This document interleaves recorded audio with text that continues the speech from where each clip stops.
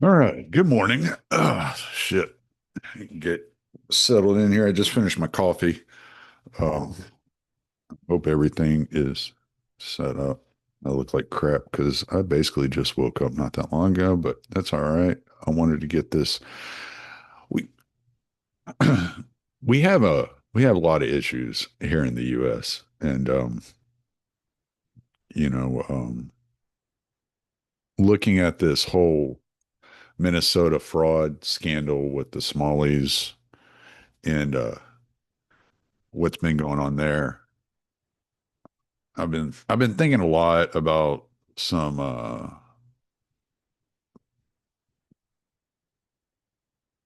the history of South Africa and Africa in general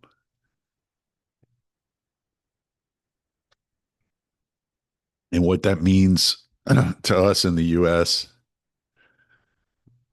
and how we can look at what's happened there and utilize that information to better structure ourselves here in the US and some of the conversations that have been had over the last few years about intentional societies and corporate societies and all these different structures. I mean, you can look at like, I don't know, we'll get into a couple of different things here as we go. But I want to start off talking a little bit about South Africa and the history of South Africa. I watched this incredible uh, historian, uh, Eric Lowe, from he's a Afrikaner from South Africa. He was involved in the ANC and the anti-apartheid regime, and around the time that the ANC took power, he left South Africa for Australia because he realized what was happening was not going to be safe for his children and him. He has since given up his Marxist ways and moved more into a a liberal centrist liberal position, kind of the default position. He was a professor um, in both South Africa and Australia. He's written several books. There's a couple of really interesting books that he's written that I'm interested in reading about apartheid and about the destruction of the Afrikaner culture and society, which is occurring. Like they'll tell you there's no genocide, and when they tell you that, they mean like the farm murders is not or farm attacks is not a genocidal like act, but you can look at what's happening culturally to the Afrikaner and how they're trying to rid the country of their language and their cultures and divide these people.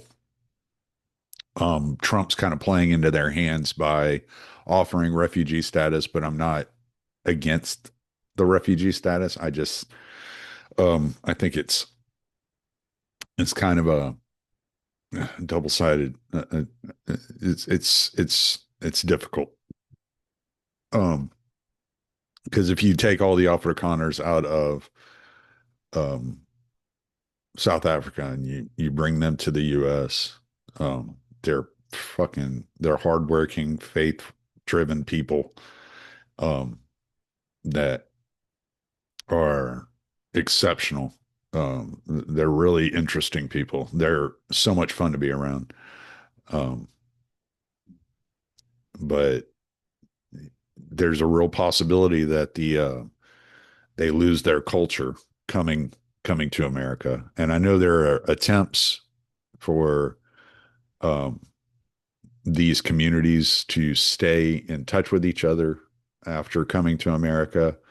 Um, there's Lily Fondiplas who's doing she does like vlogs and stuff like that on YouTube, talking about the experience of being a refugee in America and how different it is from South Africa. And I know there was a lady in Houston that I let me see if I can pull that up. See, where would that be? Here. I know I haven't shared my screen yet. Hold on, I'll share it.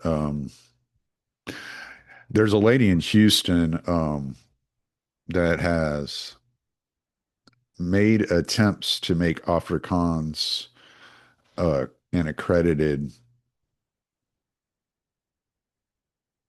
language in schools. And see, I type so slow it doesn't even matter. Safari failed to open page. Oh, what the hell? Let me try again. Houston School Afrikaans. Mm,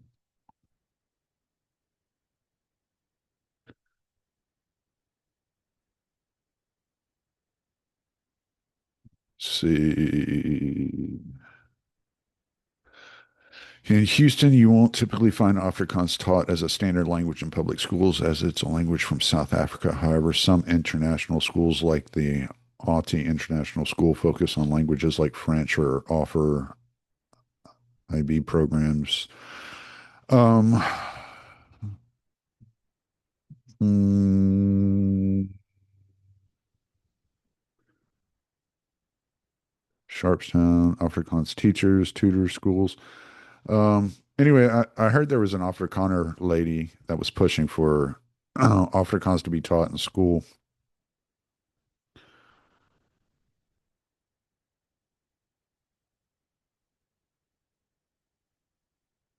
Uh, Lomi Creel. That sounds like an Afrikaans name, but she works for the Houston Chronicle. I'm not saying it. Lily Van de Plas had said that there was a lady, an Afrikaner lady in Houston that was pushing for Afrikaans to be taught in schools in order to help save the culture and the language of the Afrikaner. I'm for all for that. I know a little bit of Afrikaans. I don't speak it well. It's hard for me. It's harder to read than it is to understand. Like sometimes when Beatrix speaks Afrikaans, I know exactly what she's saying. Sometimes I have no idea what she's saying because she speaks like very quickly at times. So it's a little difficult learning from her just because of how fast that she speaks in Afrikaans. But yeah, there's an attempt at least to push Afrikaans as an elected language that's accredited and recognized in schools in Houston and Dallas, and they're talking about um, building community centers, immigration community centers for Afrikaans culture and speaking. And that's I'm all for it. Let the communities come together there locally. I know in Houston there are Afrikaans shops. There was one in Memorial that we used to go to. It was mainly a sandwich shop, but they sold Gatsby's, and you were able to do some Afrikaans shopping and get some of the types of like cookies and treats that they had in South Africa. I'm not sure we had found some different stuff, and I know up near where my parents live in the Woodlands area, there's a Afrikaans meat market up there that sells, boerewors and different types of sausages and meats and mutton and they have like a little grocery section. But it's hard getting the stuff from over there. Beatrix makes her own biltong. So we keep that. Bunny chow is incredible. It's so good. It's so good.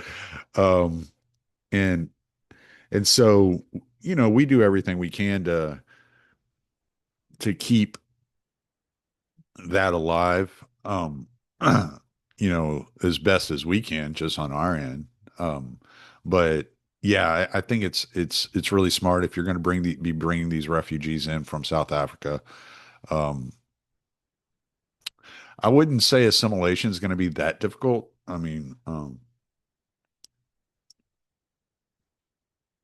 for them because they are definitely hard workers and they come from Dutch Reformed Church, which is a I would say, I mean, I haven't been to a Dutch Reformed church, but it just from what I've uncovered, it seems quite Protestant, and so you might be seeing some Dutch Reformed churches pop up, um, in the cities. Uh, but I mean, for the most part, they're not that different than Americans, Protestant, just typical Protestant Americans. Most of them are rural, but have been educated in urban areas, like Johannesburg or Pretoria. Um, they they're they're good people. They're a lot of fun. They like to barbecue. They call it braai, but they like to barbecue, man. It's a blast. They drink beer and just have a good time. And so I think they'll fit in just fine. And you can actually find one of their beers at Specs uh, here in Texas. We have Specs Liquor. I don't know if Specs exists outside of Texas, but there's they have Vindhoek at the Specs, and it's probably the best beer I've ever drank. It's really good. So if you get a chance to try Vindhoek, it's actually Namibian, which Windhoek is the capital of Namibia. But but it's really good. But yeah, so it's an interesting dilemma we find ourselves in because um but because there is this kind of like push to wash the culture out of the Afrikaner, out of the Boer, and to make them English. And there has been for 500 years. So we're going to look at that. I'm going to share my screen. Let's see. I'm going to go ahead and share sound too, because there's part of a video we're going to check out here in a bit. We're going to share this. And let's see. I hate it when it does this. Where's my. Here we go. Okay.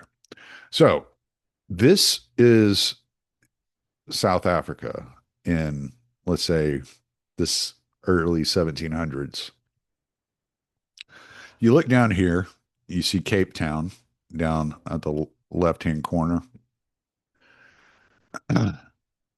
That's where the Dutch East India Company first landed. They first landed in Cape Town.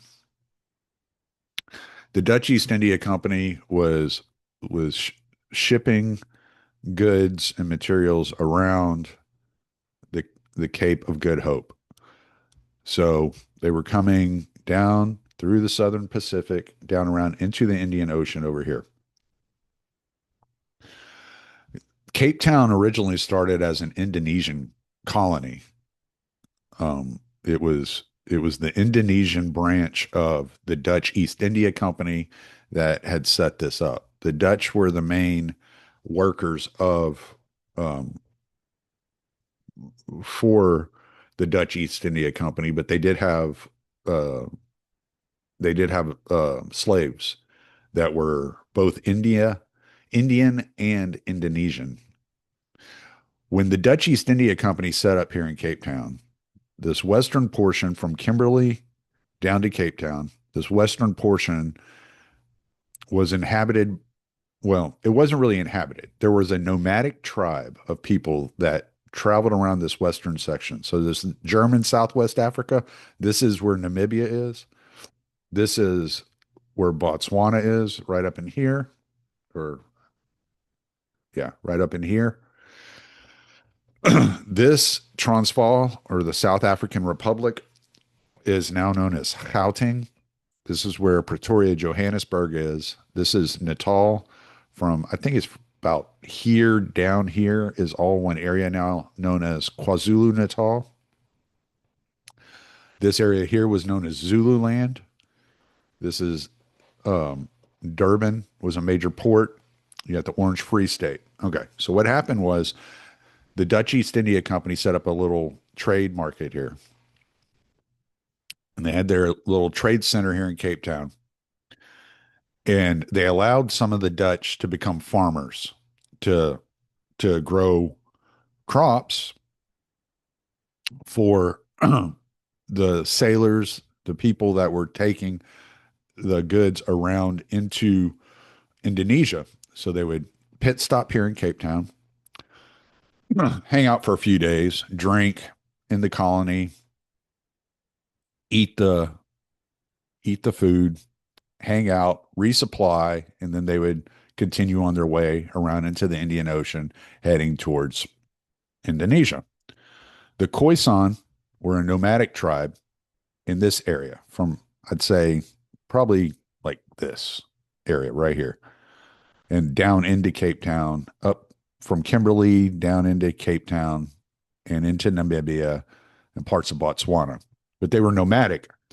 They they were pastoralists. So they had goats and sheep and cows and all that they would travel they would just travel around the country.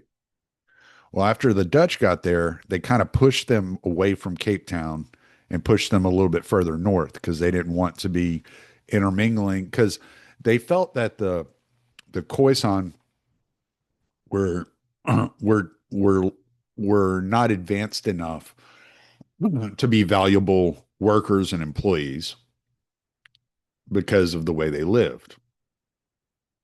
And if you go up into like in Namibia, there's a place called Spitzkoppe that I went to. You'll see like the cave paintings where they had painted like out like what they had run into, like if they had seen lions or giraffe in the area, the regions around the Spitzkoppe that they had seen these things. So they did these cave paintings kind of as maps and stories of their travels. Excuse me. Yeah, I'm still suffering from this like sore throat and congestion, so just bear with me.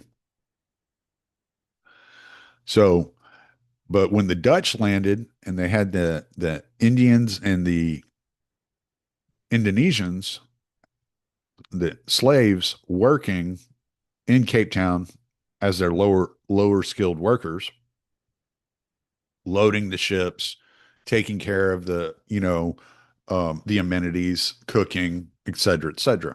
This is where you get a lot of the different types of. They ended up calling they call these people now the Cape Malay, like Malaysian. They call them the Cape Malay.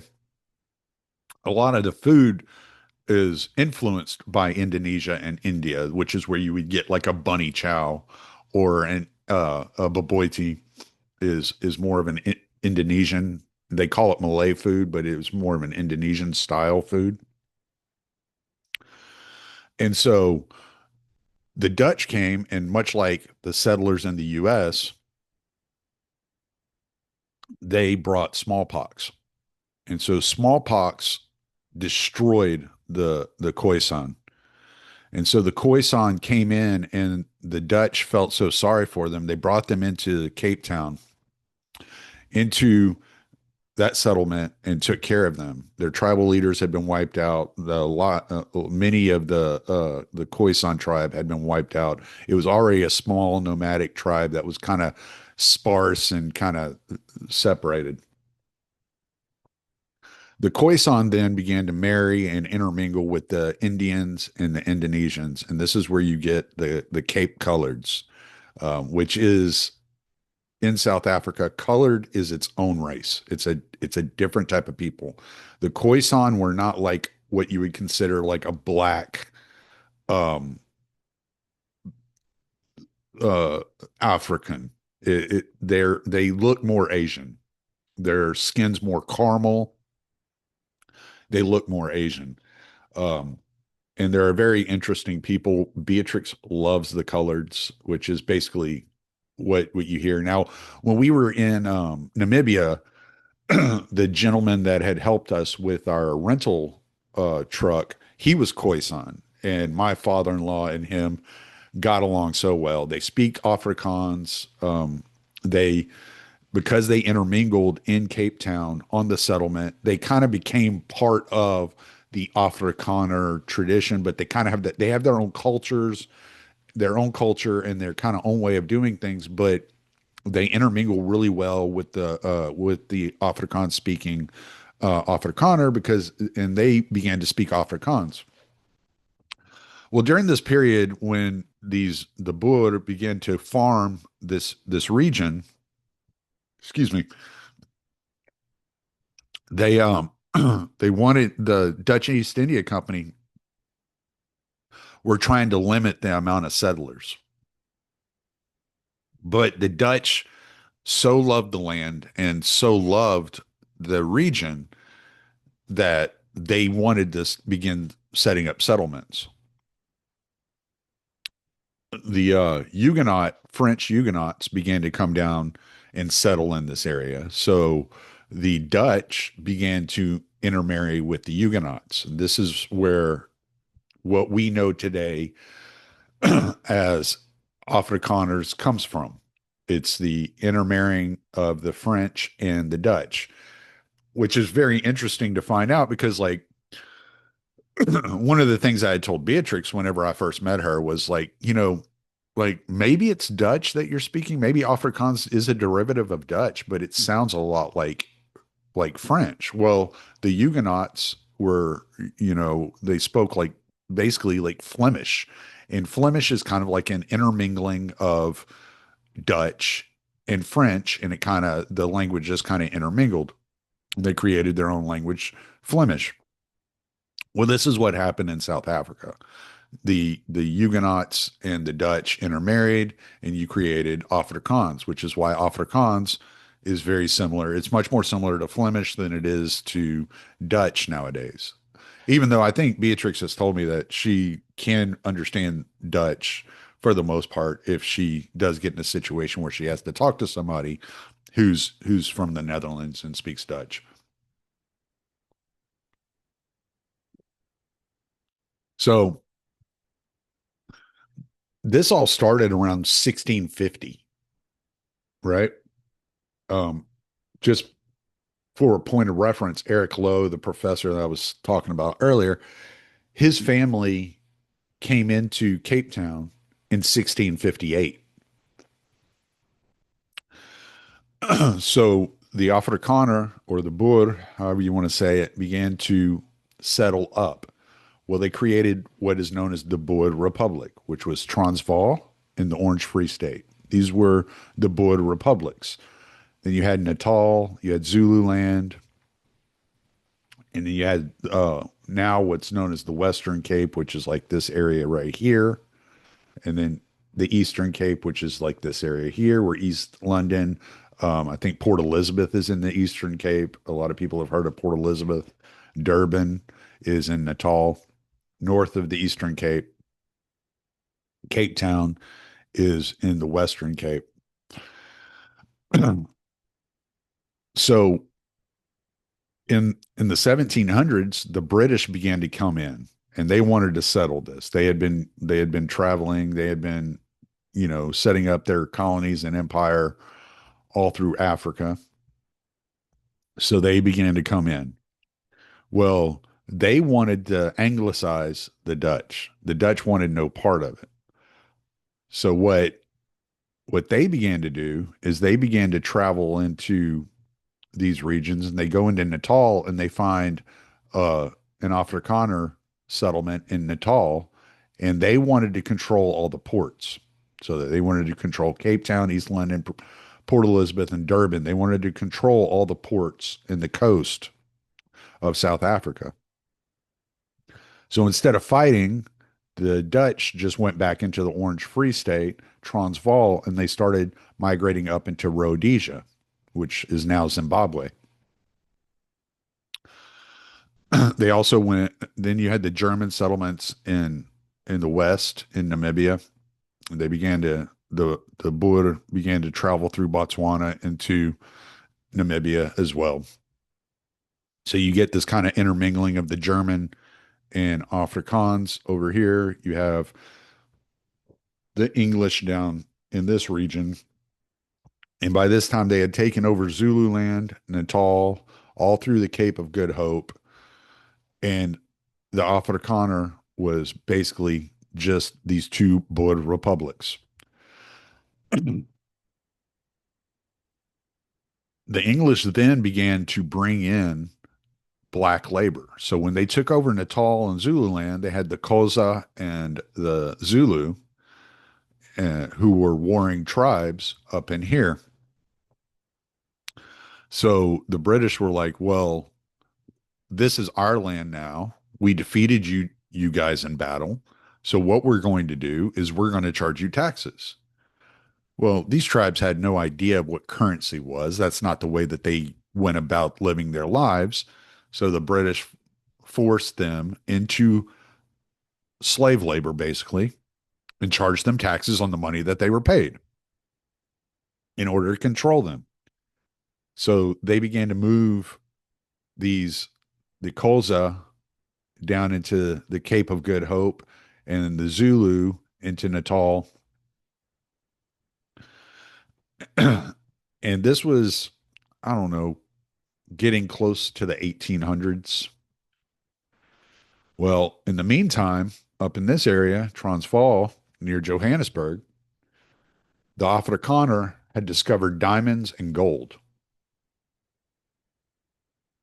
And if you look in the Fabianism in the Empire, a manifesto by the Fabian Society, they talk about this. They talk about how South Africa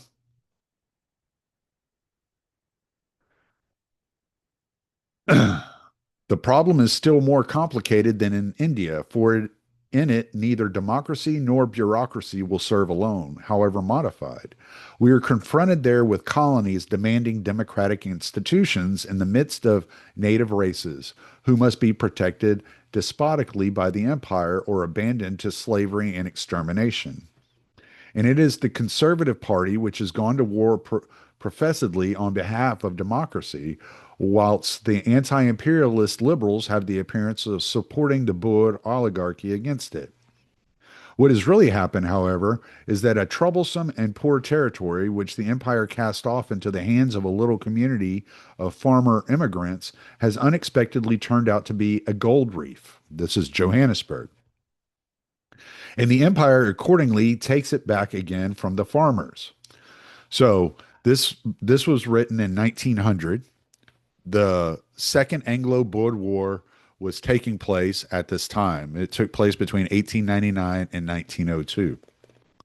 If the empire were a piece of private property belonging to England, as most Englishmen think, and the Transvaal, a farm privately owned by President Kruger, as the president explicitly affirmed without contradiction from Sir Alfred Milner, who was the president of the Free State, Orange Free State, at the Bloemfontein Conference, the transaction would be more brigandage.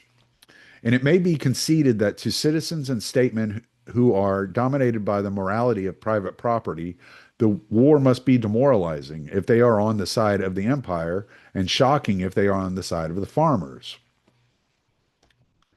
So the problem is that some of the Dutch that remained in the Cape and didn't settle up in Transvaal or the Orange Free State became anglicized and became more English. And that was the British's, that's what the British wanted.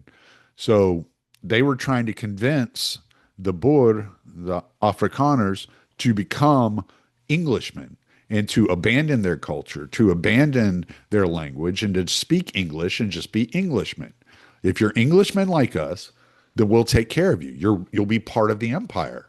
But if you resist and you are are determined to be self-determinative, then we're going to have a problem. And that's what happened. The Boer resisted, they went to war, right? So the English brought in thousands of troops through Cape Town and went to war with the Boer Republic or Boer republics. Some of the Boer continued migrating up into Rhodesia, setting up farms up in Rhodesia, which turned out to be devastating, as we know, when Mugabe took over.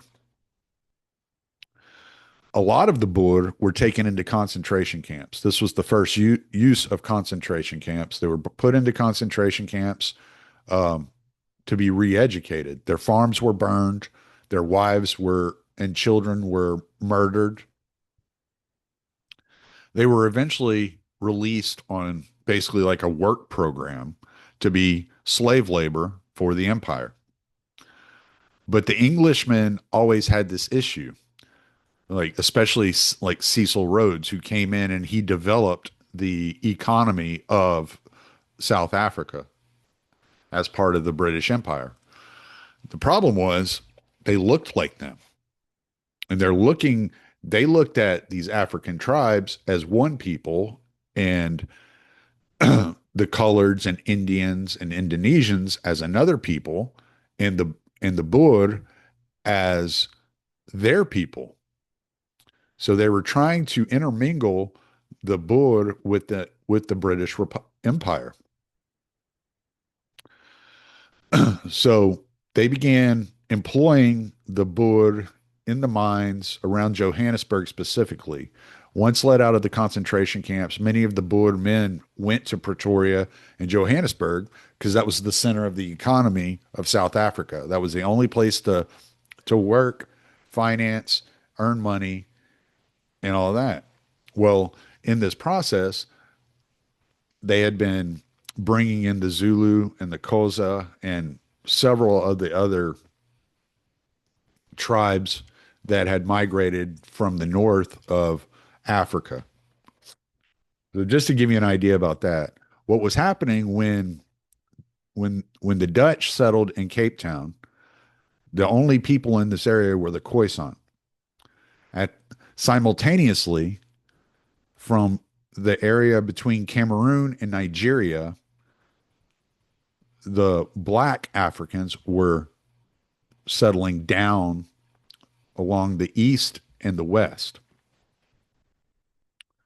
So you had, and then within these black tribes, you had you had different tribes pop up. You had the Zulu, you had the Xhosa, you had the Shona, eventually the Motabele, the Indabele. You had many of these tribes begin to pop up. And they kind of segmented themselves, created their own languages, their own cultures, their own religions. All these different things began to appear from the black population that was coming from the Cameroon Nigerian area down into the southern portion of Africa.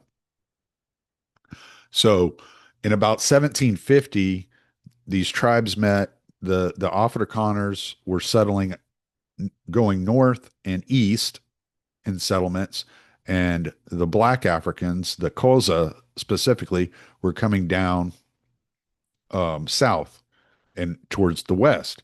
And there's a place, I think it cuts like South Africa in half, like right around here somewhere, called Fish River. They called it the border. On the northern and eastern portion of the Fish River, you had the blacks. On the southwestern portion, you had the whites or the Afrikaners.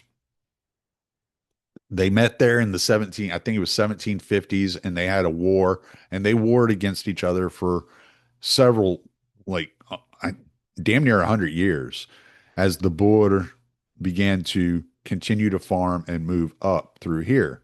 So this area was controlled by the Xhosa and the Zulu, whereas this area was empty. The Matabele had broke off from the Zulu and moved over to Bloemfontein over in this area. The Afrikaners were farming in this area. The Matabele attacked the Afrikaners. The Afrikaners fought them off. The Matabele ended up going into southern Rhodesia up in here,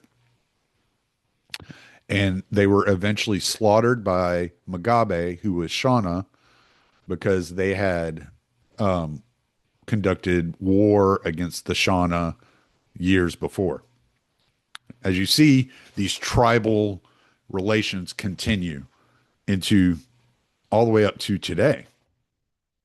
You still have different languages. You still have KwaZulu Natal over here, which is mainly Zulu. And then you have the Xhosa spread through the Cape of Good Hope and up through Gauteng and Bloemfontein. So what the English ended up doing is they ended up bringing setting up townships outside of the major cities. So you had, let's say, Johannesburg over here and Pretoria. Oops, didn't mean to do that. Whatever. You have Johannesburg, Pretoria over here. They set up these mines around these urban centers. They moved the English into the urban centers, and they moved the Afrikaner, the Zulu, the Xhosa, and the Khoisan out into the townships, the poor townships around the city centers, so that they could access the mines and work for the English, but not be intermingling with the English, because the English had already been in, implementing segregation in all the colonies that they had set up. Well, the Afrikaner didn't like this because they had set up their own republics. They wanted their own republics. They wanted their own place, right? They were like, we set up our own place.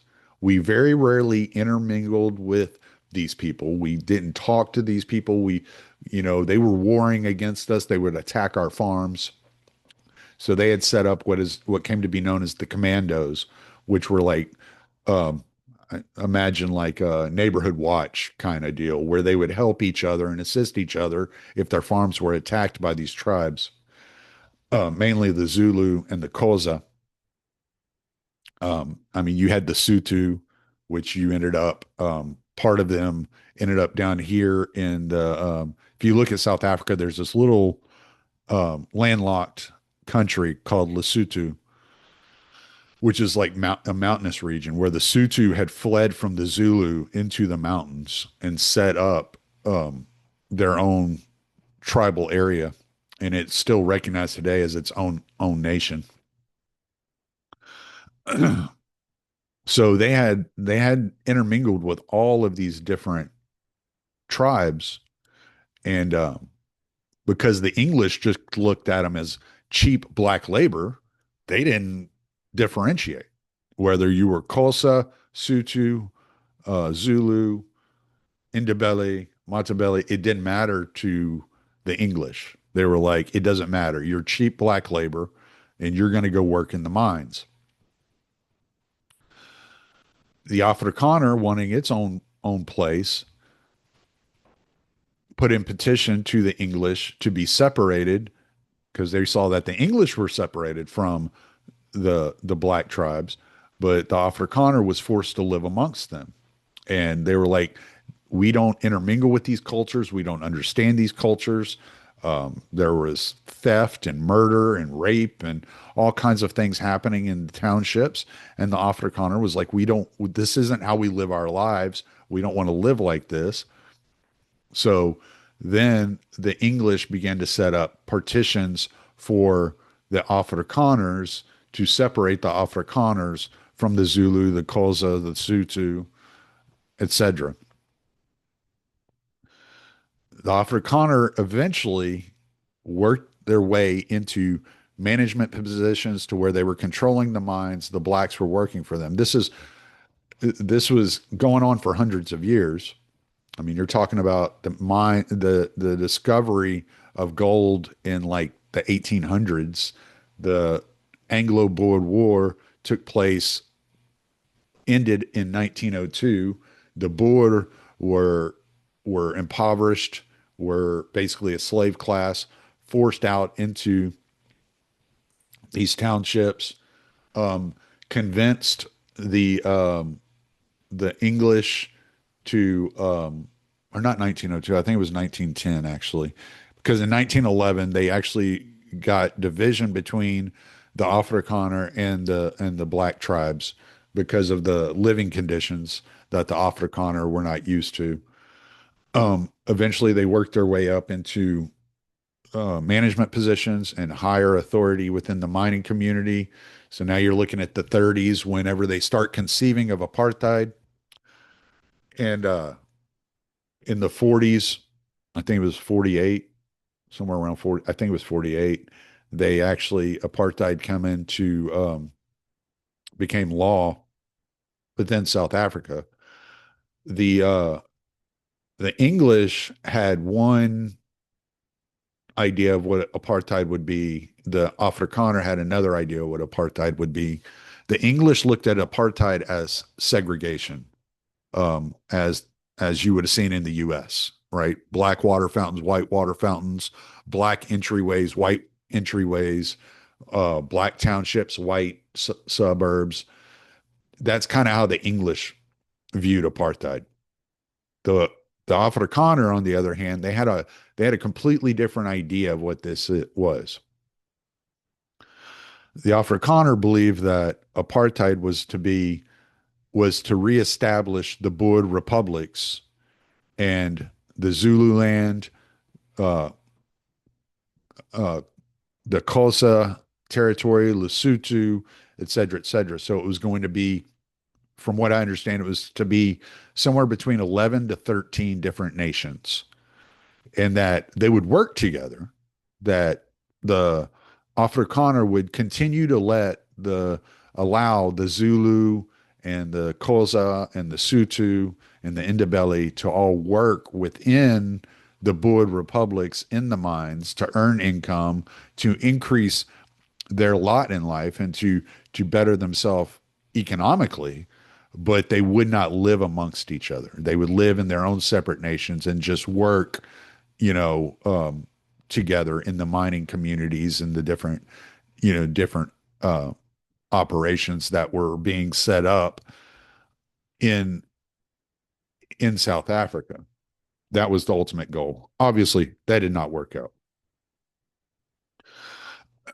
So all this time, the English continue to bring in cheap labor. They continue to import cheap labor from Zambia, which would be right over up here somewhere in Zambia, and now what's now Zimbabwe, Nigeria, and it continued.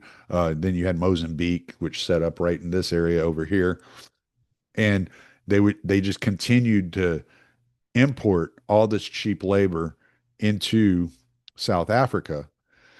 At that time, you're looking at about 25%. Now you're talking when the Afrikaner first landed in Cape Town, the Dutch first landed in Cape Town, it was majority. This was a majority white colony here.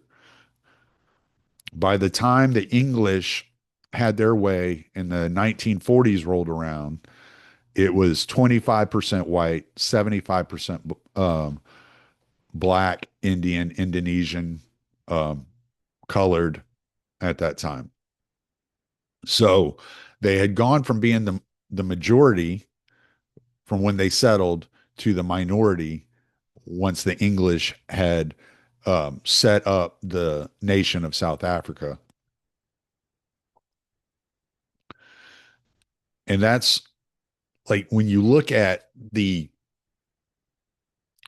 immigration into the United States, I imagine this because I mean, here in Texas, we've always known like Venezuelans don't get along with Salvadorians, don't get along with Colombians, don't get along with Mexicans, et cetera, et cetera, et cetera. These are all different people.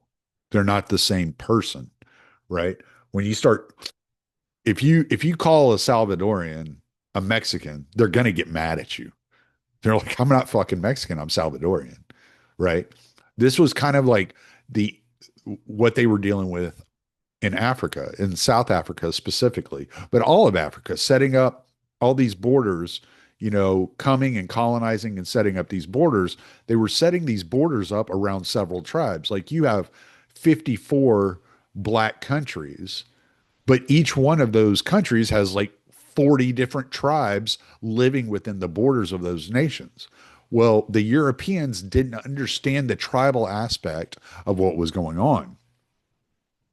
So to this day, you have these failed states, these failed nations, whether it would be in Somalia, Ethiopia, um, Libya. I mean, you can, that's a completely different story. Um, South Africa, Namibia, wherever, they're considered failed states because you have these warring tribes within this border that create these warlords, and these warlords run these tribes like we would consider them like gangs, but they're not gangs. They're tribes. They're Zulu or Xhosa or Lesotho or Sutu or Ndebele or Matabele or Shona. And this is where Mugabe, like when Mugabe came to power in Zimbabwe, changed the name from Rhodesia to Zimbabwe.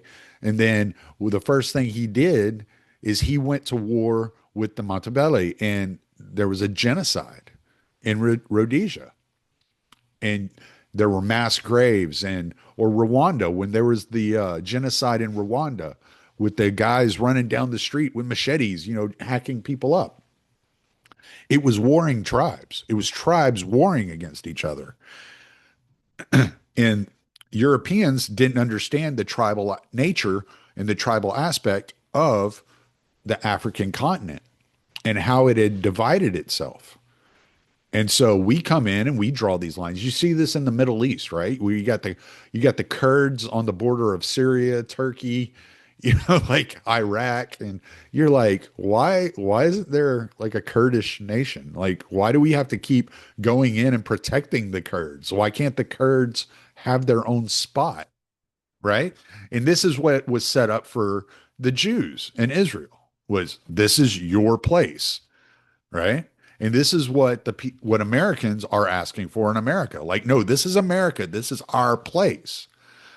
The problem with America is we were federalized into 50 different states.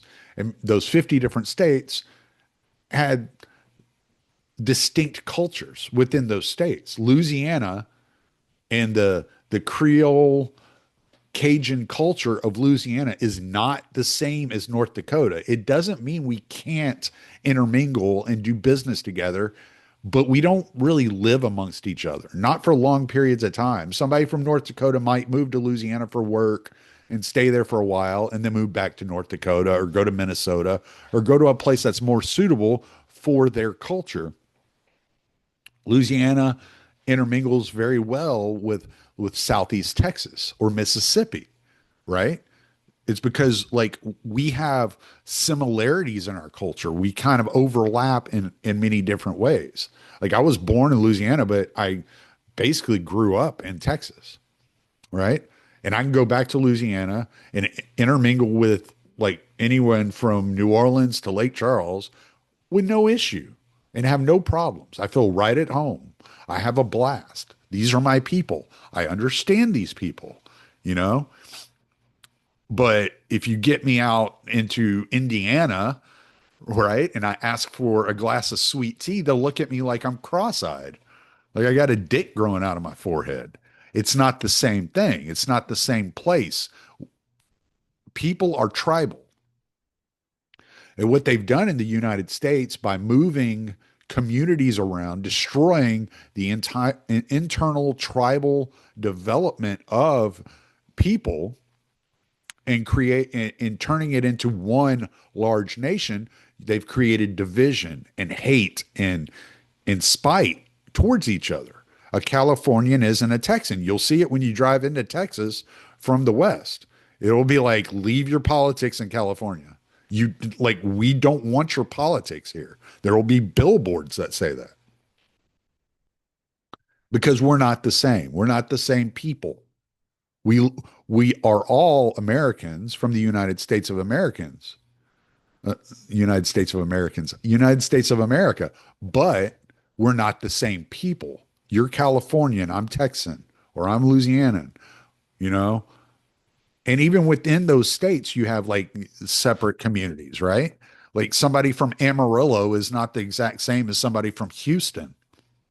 You're within the same state, but you're not the same. This is why Robert E. Lee, whenever the Civil War broke out and Virginia entered the Civil War, he fought for the South because he was a Virginian first.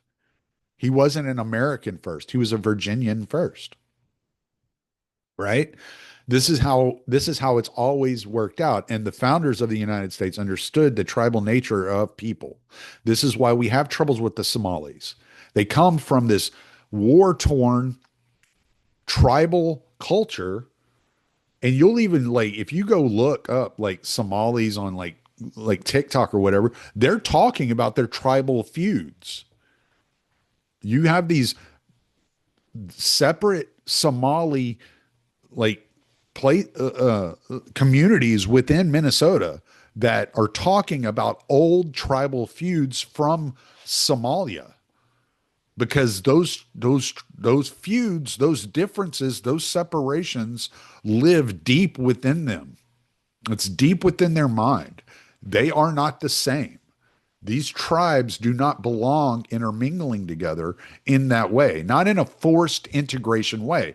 This is why I will always say that forced segregation is just as bad as forced integration. And we saw this in South Africa. So, what happened here around in the Pretoria area, just outside of Pretoria, there's a place called Kleinfontein. In 1992, just after apartheid had been ended, before the ANC took power, a, a community of Afrikaners set up a town called Kleinfontein. Kleinfontein is an Afrikaner community. It is a border community. It has been since 1992 when it was established. Like coloreds aren't allowed there, Zulu aren't allowed there, Xhosa aren't allowed there. This is an Afrikaner community. They understood this is my tribe. These are the people I belong to. We share culture, we share tradition, we share customs, we share a language. And then you have this explosion somewhere around here, somewhere, this area, somewhere in that area, you have Aranya, right? And Aranya's gotten a lot of side glances over the last, few years because it's an Afrikaner community. They say it's a whites only community. No, English aren't allowed there. Like you can visit, you're not, but you have to apply. It is a corporate entity. An Afrikaner bought a piece of desert in the middle of South Africa and in order to move there and own property there, you have to apply to this man who bought this property, this piece of desert, and prove not only that you're Afrikaans and that you're an Afrikaner, but you also have to prove that you bring something to the table, that you have value, that you can work, that you can contribute to the community and build the community up. That's what this place is. You can say it's a whites only settlement. Well, it's an Afrikaner only settlement. Try being a British man and applying there. They'll laugh you out of the town. You're not going to live there just because you're white. It's an Afrikaner settlement. So you have a couple of little spots like that have popped up in South Africa of these Afrikaners trying to preserve their culture, their heritage, their language, and they're demonized for it.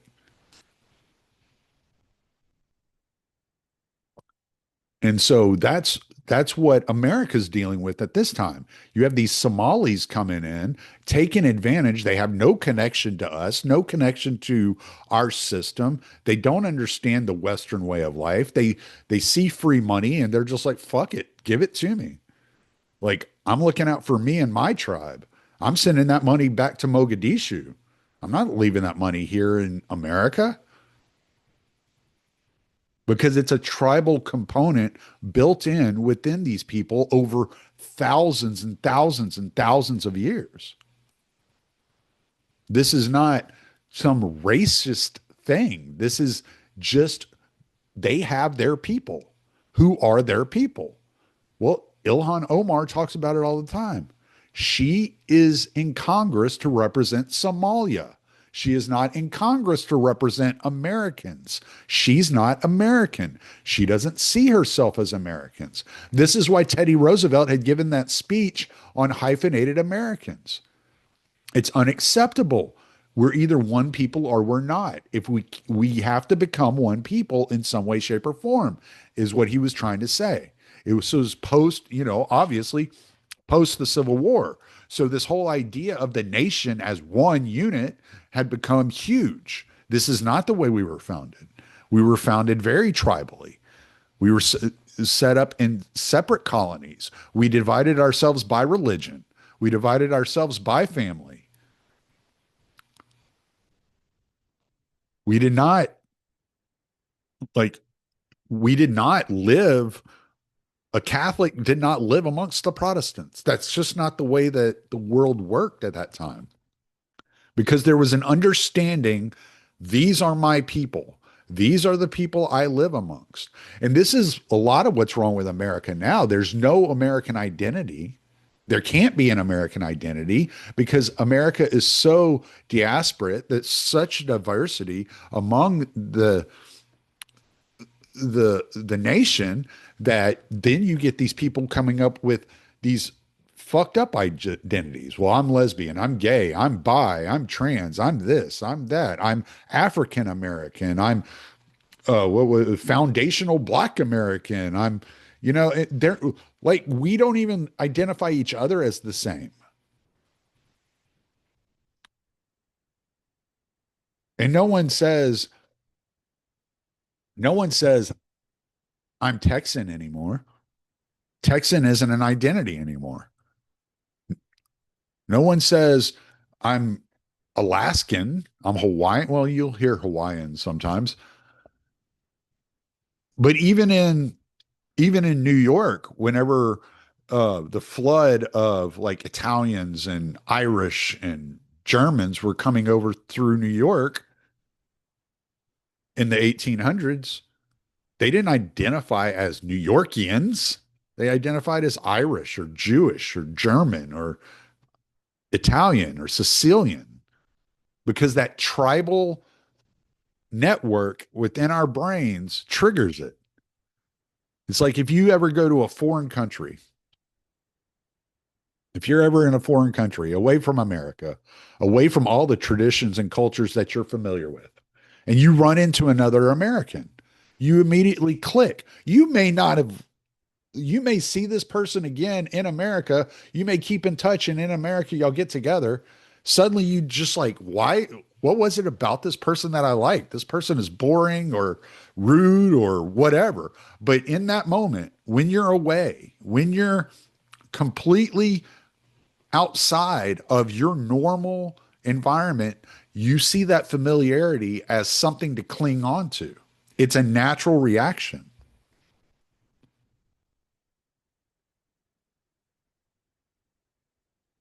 When we were in New Orleans, I brought Beatrix to New Orleans in what 2014, I think it was 13 or 14, and we were in New Orleans, and I remember we were talking to some guy on the street, one of the street performers. We were just chatting with him, and he obviously Beatrix has an accent, and he asked her, "Where are you from?" And she's like, "South Africa." And he goes, "Oh, that's cool. There's a Cape Tonian on Bourbon Street." And we always laughed at that. We always thought it was funny. But he understood immediately, like you will recognize this as welcoming, as comforting. It was just instinctual for him to let her know, "Oh yeah, there's a Cape Tonian over there." And that's another thing. Like you'll hear that Cape Tonian. What is that? Well, that's somebody from Cape Town. They're not. South African. I mean, they are South African, but they're from South Africa, but they're Cape Tonian. They identify with that tribe, that place, that settlement, that location. That's how people think. That's how people identify. You're never going to have one of these Somalians say, I'm Minnesotan or I'm, Michigander or whatever. They're always going to say, I'm Somali American. There's this guy, Frank Zuna. Let me see if I can pull that up. I have that. Yeah, right here. So this guy, Frank Zuna, is really interesting. He always talks about, he goes, when you talk to somebody from Africa that comes to the US to visit and you say, where are you from? They'll say, I'm from Nigeria. But if you ask them, what is Nigerian culture? They'll freeze. They'll look at you like like you're like insane because there's 54 different tribes in Nigeria. If you ask them about the tribe they come through, the language they speak, the culture they speak, they can tell you that, but they cannot tell you about Nigerian culture because there is not a single Nigerian culture. Just like there's not a single Western culture. I've been on about this for years. This does not exist. This is a fantasy. The idea of a Western culture is a fantasy. I've been to Germany. It is different. It is not America. There is no, like, yeah, they're white. Okay. And they're interesting and they're nice. And I enjoyed my time there, but they're not Texan. They're not from Louisiana. Like, we're not the same. Like, there are distinct differences in the way that they interact with each other, their architecture, which is beautiful. I love it. It's gorgeous. I love being there. I'd love to go back. It's a wonderful place to visit. The people were extremely friendly, extremely helpful. If I got turned around somewhere, I didn't understand how the train worked or whatever, they would help. I would ask. Most of them, everybody I ran into spoke some English and was able to help in some way, which was really funny because the first person I ran into, he spoke to me in German. I got off the train. Well, I got out of the airport and I'd taken the train from the airport into the heart of Frankfurt. And I come walking up out of the train station and this, he's a young guy. He was probably in his 20s, I guess. And it was funny because he said something to me in German. And I said, I'm sorry, man, I don't know what you just said. And he goes, oh, you're American. And I was like, yeah. And he goes, and then he started talking to me in Spanish. And he asked me, he was like, he goes, fuego. And I was like, oh yeah, I got a lighter. Yeah. But it was funny because he even knew then in what was this, 2013? No, it was 2014, I guess.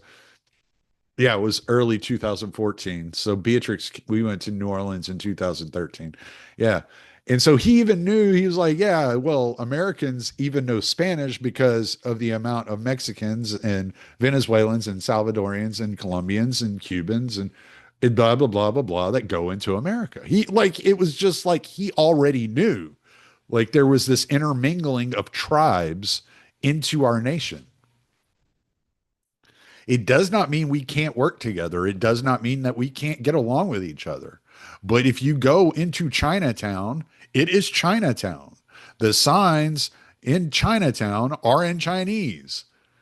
Sometimes they'll have the sign beneath it in English as well, but there is there are signs in Chinese. If you go to the Diamond District in New York, that is a Jewish area. That is not a white area, that is Jewish. You'll see the Orthodox Jews walking around. It is a different place. It is not Houston. And even Houston isn't Houston. I mean, like there's Montrose and there's Memorial and there's then you have the Galleria, you have Cypress, you have Katy. Magnolia, the woodlands. You have all these disparate regions, and we understand that instinctively. We know that. This is why policing in the United States is so fucked up because you have HPD, Houston Police Department, and you bring a guy out of the woodlands living in a wealthier area and have him policing the Fifth Ward, where he does not understand the culture of the people in the Fifth Ward. He does not belong there. These are not his people. And so when they act a certain way, he takes it personally. He takes himself at threat, whereas somebody from that area would be like, man, stop being like that, dude. Or just laugh along with him or whatever. But there's this complete division, the distrust that we have within our nation comes from, why does this say that?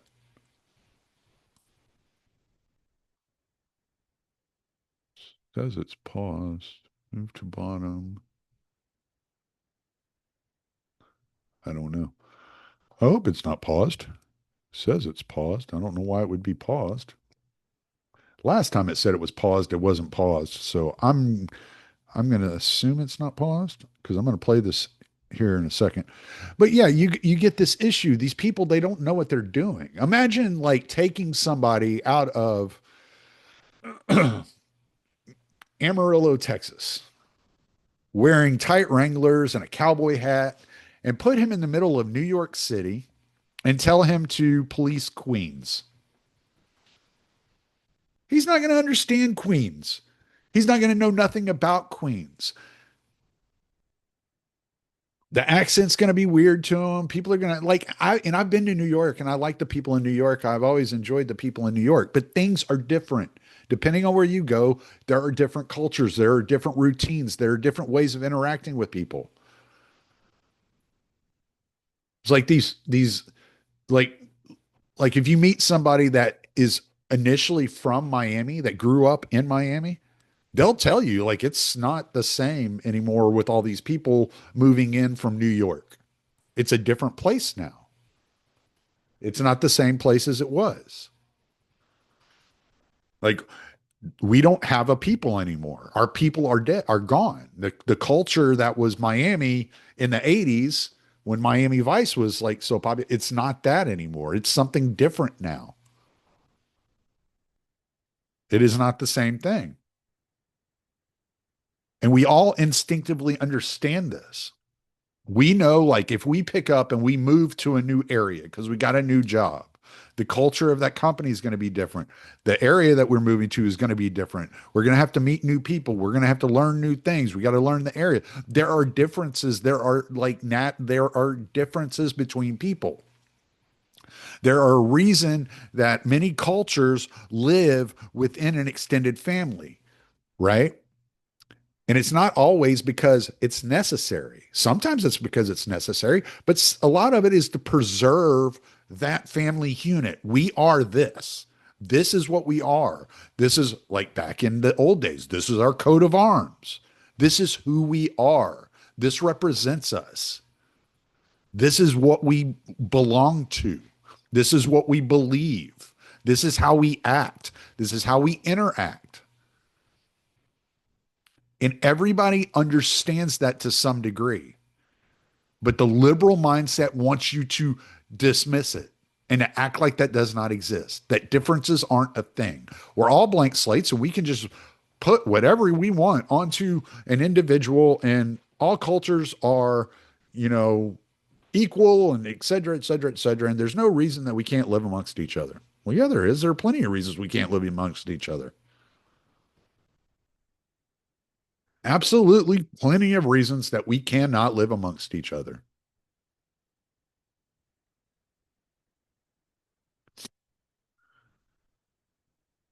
There's a reason that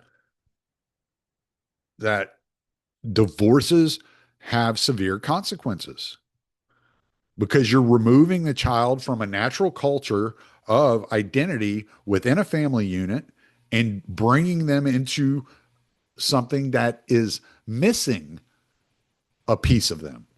You're introducing them to a world that part of them is gone. Even if you see your father or your mother on a regular basis, it's there's something absent. There's something that's no longer there within you. When you remove a person from their homeland, something's missing. They're missing a part of them. Like Lili Fondiplas is extremely thankful for the welcome that she received by the United States in being a refugee from South Africa. She has I think she said a 6-year old child or whatever who hadn't slept since he was an infant, hadn't slept through the night since he was a baby because of the dangers of where they lived, because their farm had been attacked. And luckily, the attackers didn't get to them,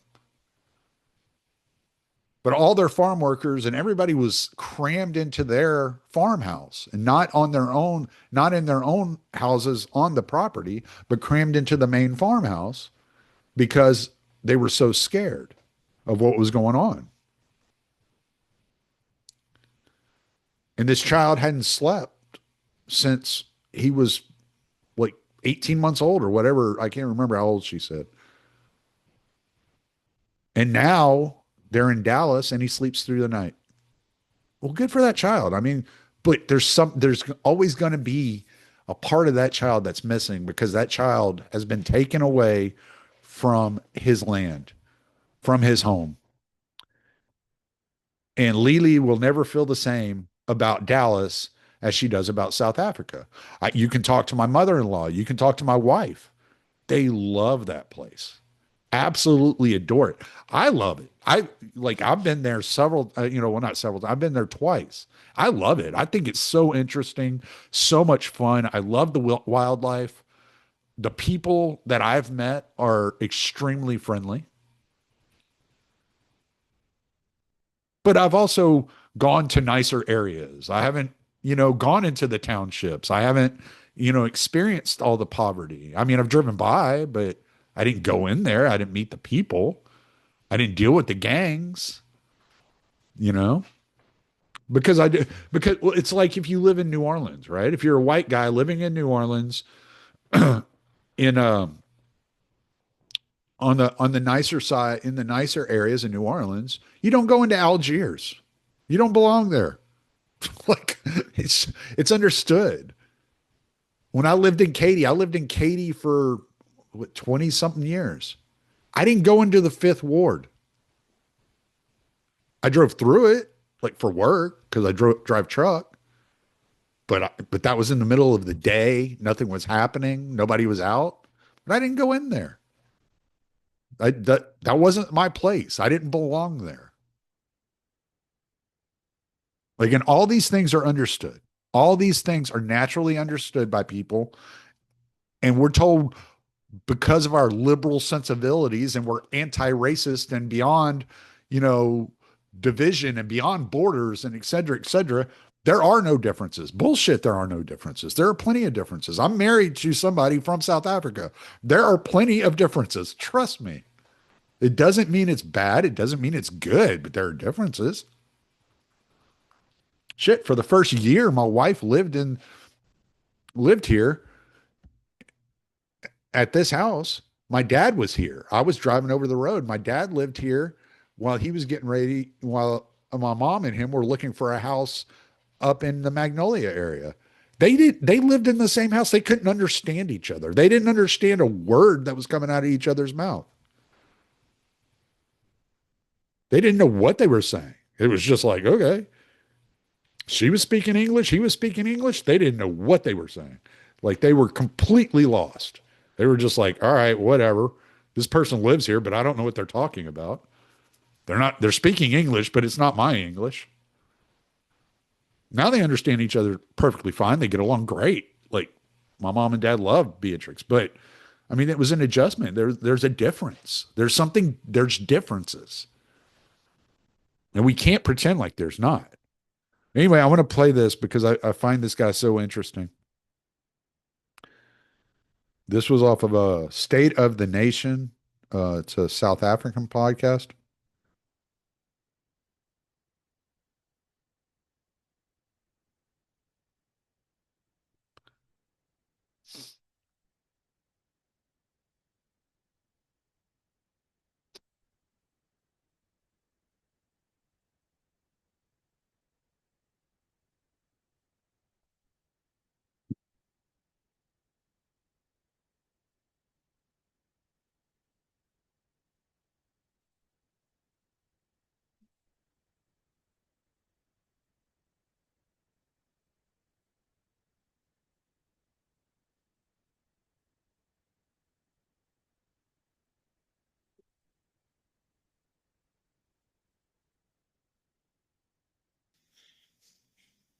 The countries I just mentioned were not put together by Africans who live in it.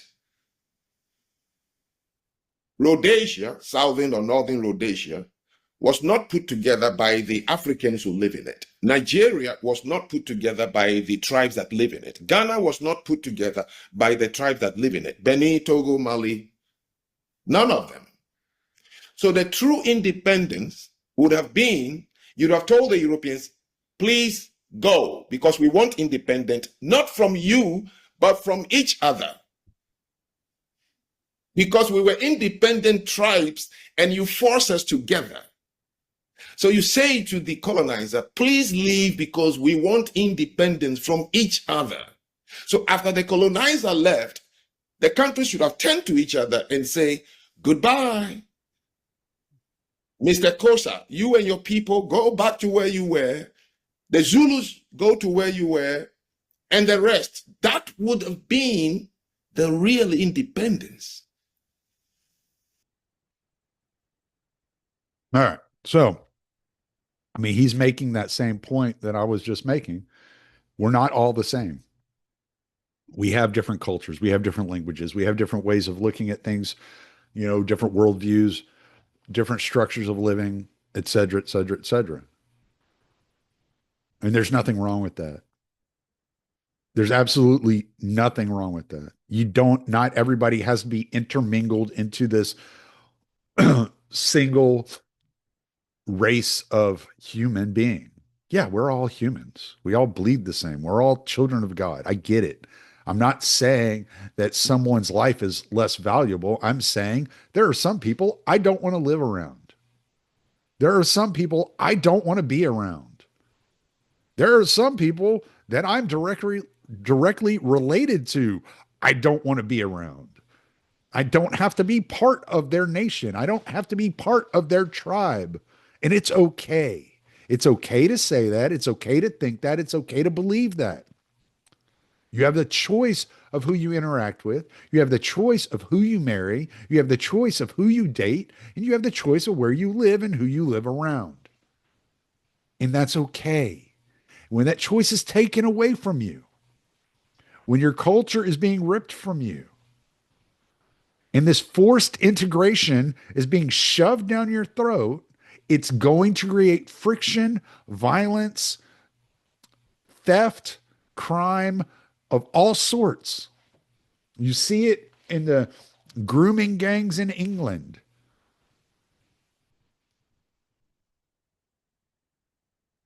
Some people should not be intermingling. They have no business being around my children, around my wife, around my family, around my friends.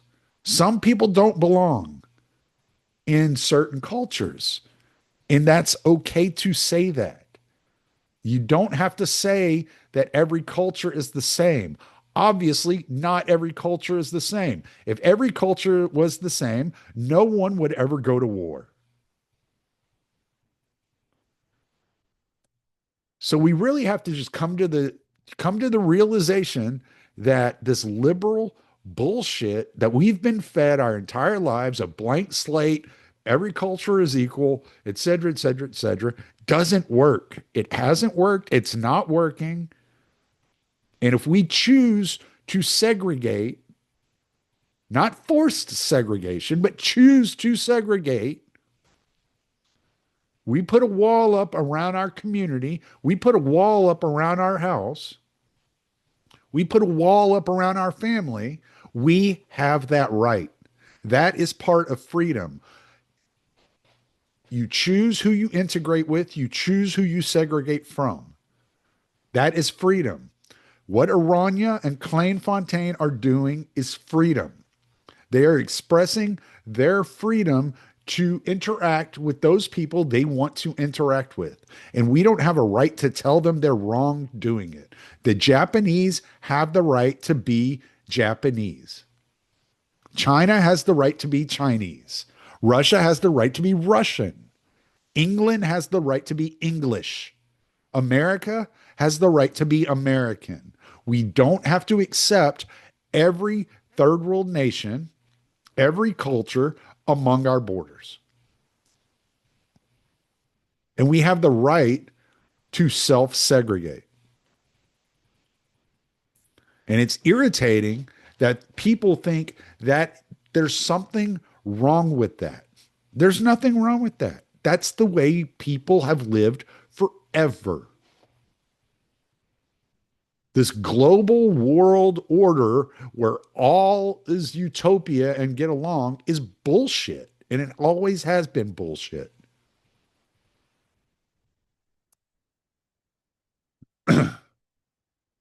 There are 27,000 murders a year in South Africa.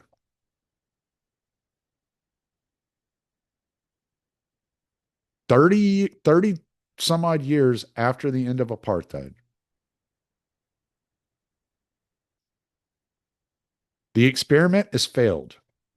The nation is failing. And America is heading down the same track, all in the name of some utopian dream